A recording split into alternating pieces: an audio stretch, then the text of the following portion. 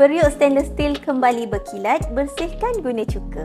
Periuk atau kuali jenis stainless steel antara material perkakas dapur yang selamat digunakan. Namun, bila kerap digunakan, ia jadi kusam, tak berkilat, ada kesan tumpukan air, kesan hangus maupun kotoran degil.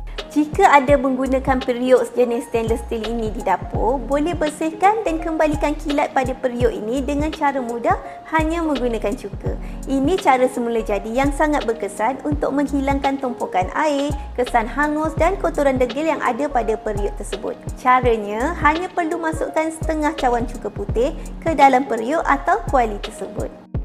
Campurkan dengan sedikit air dengan nisbah yang sama 1:1. Kemudian panaskan seketika campuran cuka dan air tersebut. Namun jangan sampai mendidih terlalu lama. Biarkan sejuk sebelum dicuci dengan sabun seperti biasa. Paling penting, jangan sesekali menggunakan boros dawai besi kerana ia boleh mencalarkan permukaan stainless steel dan merosakkan kilatannya. Selepas mencuci, lap periuk sehingga kering menggunakan kain kering yang bersih untuk mengelakkan tumpukan air. Lihat hasilnya, periuk stainless steel yang kusam tadi kembali bersinar dan hilang segala tumpukan air maupun kesan kotoran yang ada. Selamat mencuba, ingat makan, ingat rasa.